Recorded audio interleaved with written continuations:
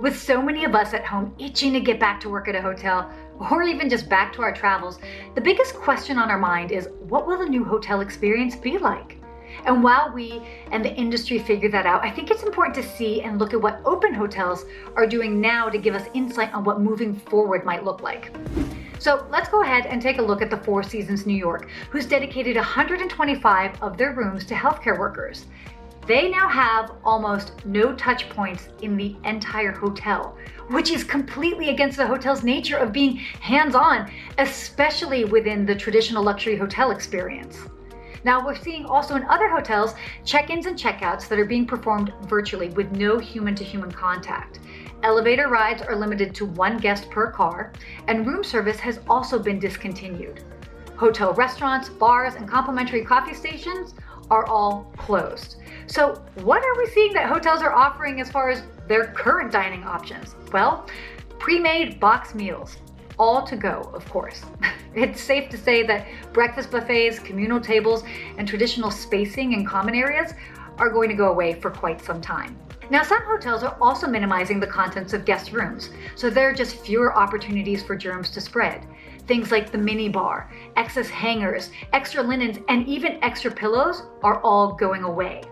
And when it comes to housekeeping, most hotels that are open now are not offering in-room cleaning services during a guest stay.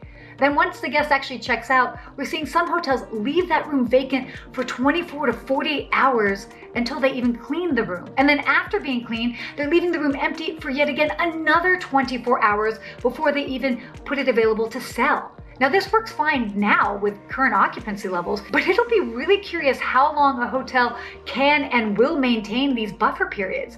I mean, that puts one room out of order for quite some time. And as for hotel gyms, we're certainly seeing an uptick in daily cleanings, but we might also start seeing hotels require sign-up slots. If it's not minimizing to just one person or room at a time, at least minimizing the number of people in the gym at a time. Some hotels in Asia are now doing temperature checks on their guests. Now, of course, this is not a foolproof way to determine whether a guest is healthy or sick, but it'll be really interesting to see if hotels will start adopting this in the US and in Europe. Now, this likely won't be a permanent procedure, but it could very easily become part of a temporary normal as we resume traveling again. And I could definitely foresee there being some pushback, as some might argue that it's an invasion of privacy, which is the antithesis of what a hotel was traditionally about. Hotels have always been about privacy. All in all, the new hotel experience could look very similar to an Apple Store experience, with minimum touch points and utilizing technology for a humanless contact experience. So there you have it. Really curious to hear what your thoughts are. What are you seeing hotels do now? What do you think that we can expect moving forward?